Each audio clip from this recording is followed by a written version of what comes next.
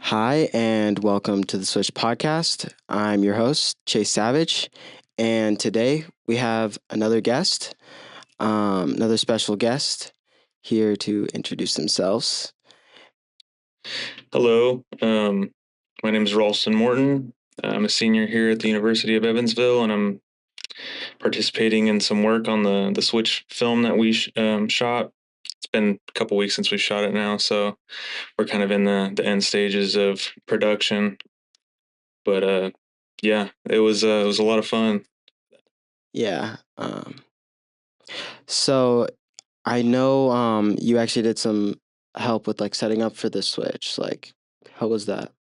Yeah, so leading up to shoot day, I kind of familiarized myself with setting up the RE lights just because I know that's what we were going to try to use to mimic some of the candlelight scenes. And I wanted to have some experience with like lighting up a room and trying to get some of that cinematic, dramatic lighting on certain faces. When it came to shoot day, we actually didn't end up using the candlelight setting that we had initially planned on, but that's because we got so much natural light from the candles that the scene actually kind of shot itself as far as lighting whenever we got to those dark scenes. Yeah. But as far as setting up on shoot day, I kind of came in as prepared as I could be. Um, I had written everything down and I had kind of delegated roles. So I was kind of like setup slash float slash set director. Like I was kind of making sure that everybody was staying to their task just because I don't know, as the oldest person in the class, I felt like it was my duty to oversee everything and kind of make sure everybody was good and was checking on them because we were dying. It was hot in there. Everybody's sweating and tired, and Chase knows that well. He was there. Yeah, I know. I feel like this gets mentioned literally every single time. If I don't mention it, What the someone sweatiness? yes, It how was a hot it major was. thing. It is it but it really was just that hot. Um but I didn't I knew you had like prepared everything. I guess how did you prepare everything? Because you wrote like a whole document. Yeah. So essentially, what I had done for planning and kind of divvying up those jobs is I had paid attention to what everybody was saying leading up to shoot day. I was paying attention to who was really interested in the cameras, which you were one of those people. I Hmm. noticed that you were also another person helping set up with the RE lights. So I was like, okay, Chase could definitely be, assistant to the director of photography and lighting, and I guess they're called. I can't think of the name. I'm still getting used to The the terms for them. the like skylights or whatever. Yeah, like not the name of the skylight, but there's a term for the person who sets up lighting, but it's not what you would expect. It's called a grip. You're called like a grip or something. So Chase technically Um, would have been the grip on set because he was helping with lighting and cameras and kind of doing like secondary camera work.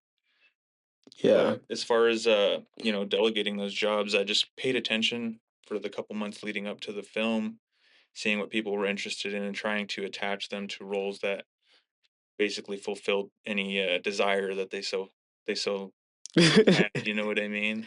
Yeah. Um, and I fulfilled my own desire by organizing.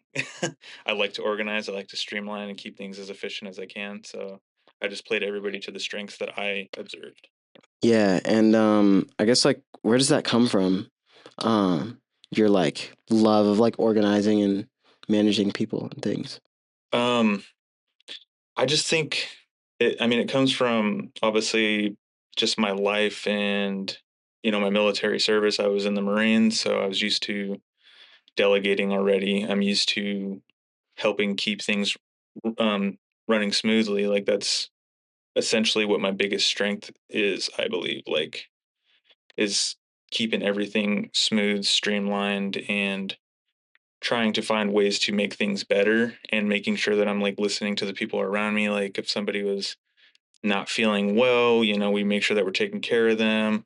Just kind of really being observant. And I've just learned that from a lifetime of being a helpful person, I suppose. Like I try to be as helpful as I can where I can because I don't have the technical knowledge that we needed to like mess with cameras or lighting. Not that I can't learn it, but there was enough people trying to figure that out to where I could really just be kind of in between, um, you know, the cameras and the lights, but also the people that were helping keep everything going good behind the scenes. So it just comes from a lifetime of experience. Yeah, and I think I'm good at reading people.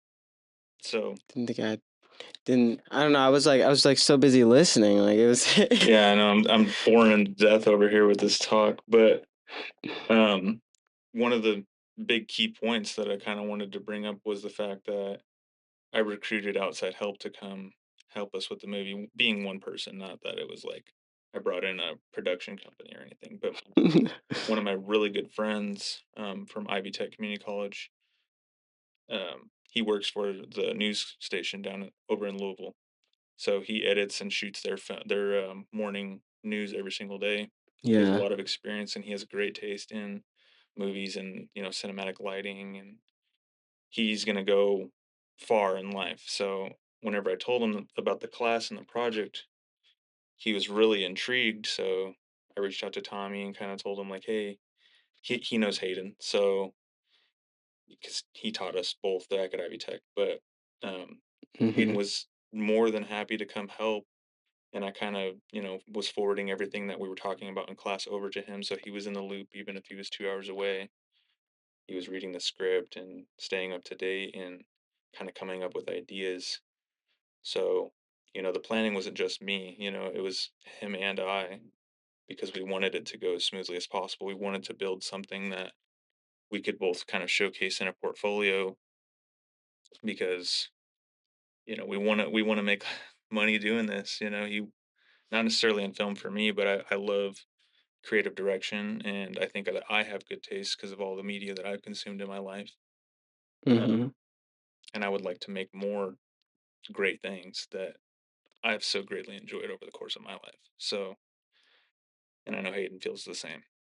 Actually, he's been working on other projects too, just after that. So Oh, it's like a really? catalyst event. Yeah, he's been really busy, and we're actually working on our own short film as well. So Oh. like super short. It's like a maybe a minute or two long, but it's it's really cool. I'm not trying to plug it here, but it's gonna be really cool. I'll have the student media short film page repost that whenever we're done because of the connections here.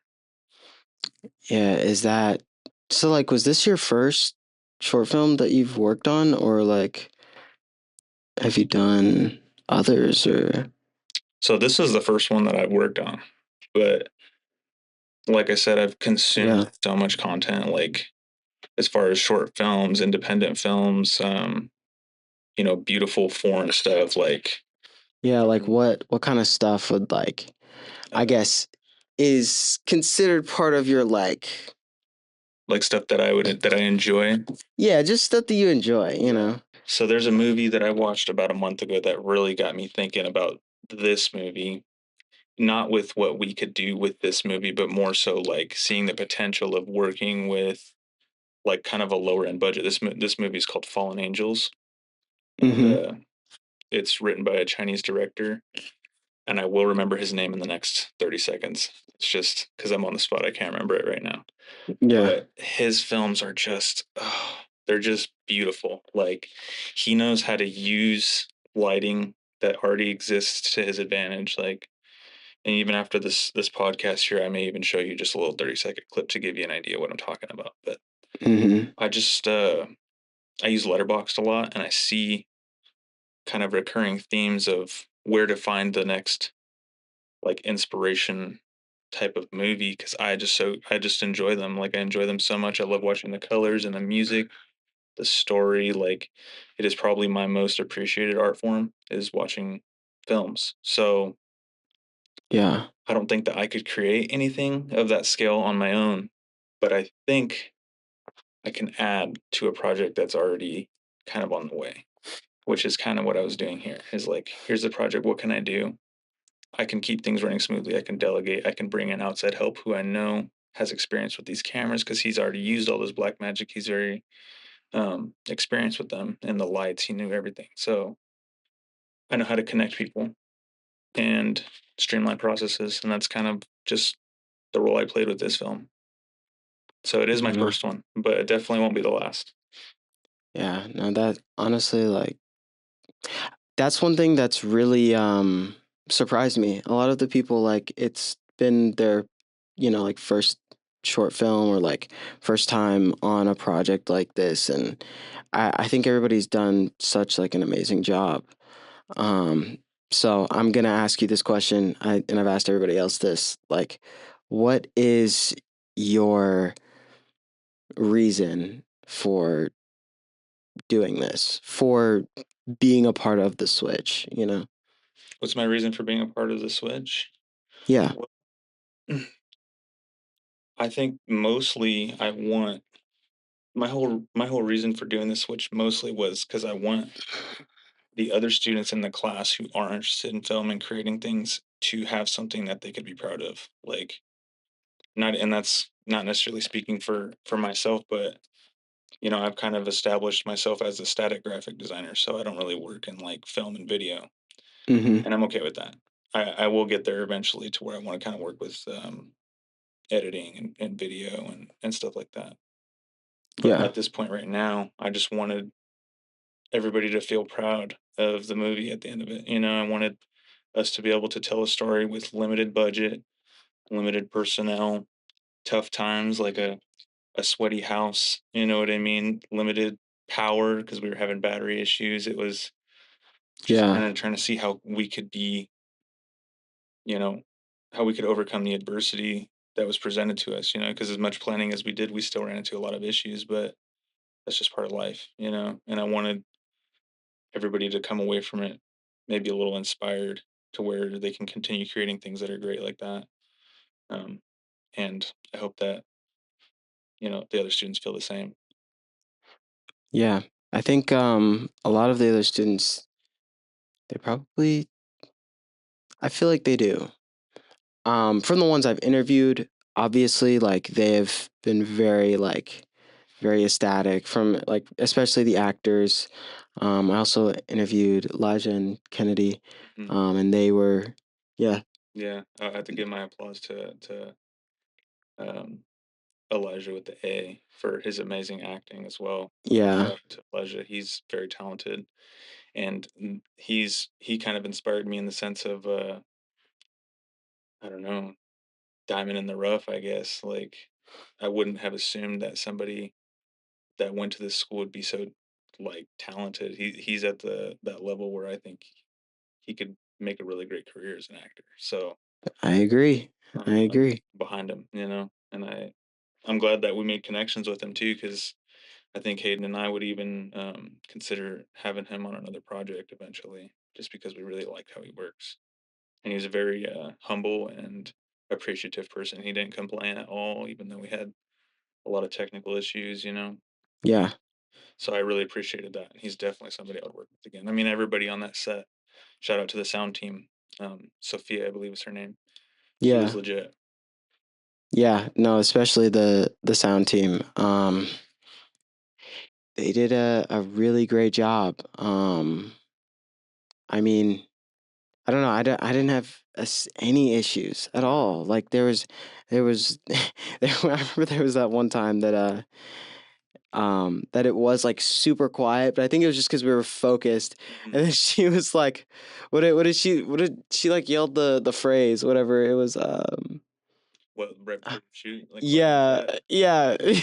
Quiet. She was like quiet on set. Yeah. No, she was Um, legit, man. She was straight business, and I can respect that. She's already worked on quite a few different films, so I could see why she knew what she was doing, and I would yeah, do her again. She was the backbone of the sound team. yeah. I think especially that was like super important. There was like enough people who knew what they were doing for there to be a lot of people who had no idea what they were doing Right. to be there and to like do things and to like learn. And I think that is like, I think that's like the beauty of this project, um is that so many people were able to just kind of like, I don't know, I guess like mess up and fail, but like in a way that wasn't like catastrophic. to the project, because there was always somebody there who could be like, oh, well, actually, no, we're doing this, and this is how it's gonna go. But you have enough freedom to like kind of mess with the shot and try to get Absolutely. something Absolutely. that you want, or to get the lighting right, or see how it looks on camera. Like, do you like that or Yeah. not? Yeah, everybody's opinion mattered. That was a big part. Hayden is super big on that. Like he wants to hear everybody's opinion before he goes through with, you know, the shot. He wants to make sure the lighting's good and everybody's in agreement on it. I'm the same way. I think that everybody should have their chance to kind of get their hands on it. You know what I mean? And I think that we executed it in a way that everybody did have a significant enough part to feel proud of the work that they did on the movie. So I'm totally with you there. And I think everybody, well, kind of like you said, nobody failed like in the failed sense. You know what I mean? We were all learning, and whenever somebody didn't know, there was another person that did, and we were able to coach each other through it. And I think that was super important. Our communication was on point. So yeah, it was great. I would definitely do it again. I would do it. I would do it a lot more often had if the opportunity presents itself. Yeah, no, me too. Yeah, you liked it. Yeah, it was very fun. It was very fun. I'm sure nobody's asking Chase questions, but Chase is a very fast learner. I'll tell you that much. And yeah, he definitely got his hands on it in a way that we needed. He was definitely the perfect secondary camera guy. He's the man. Chase is the man. I know you're doing these podcasts now, but Chase had a big part in helping set up and film for this movie. Yeah, no, thank you. Thank you. That means a lot. For sure, man. And especially, thank you for coming on the podcast. Yeah, absolutely. It's kind of feel like it's about a good time to wrap things up. Yeah. Good time to wrap things up. We're getting ready to watch this thing May 1st, 7:30 in the Lutz Lab. Don't miss it. It's going to be a great time. Bring your popcorn. Don't eat it too loud because we're trying to hear this movie, man. We worked hard on it. Yeah. And that'll be it for this episode of the Switch Podcast. Thank you so much for watching.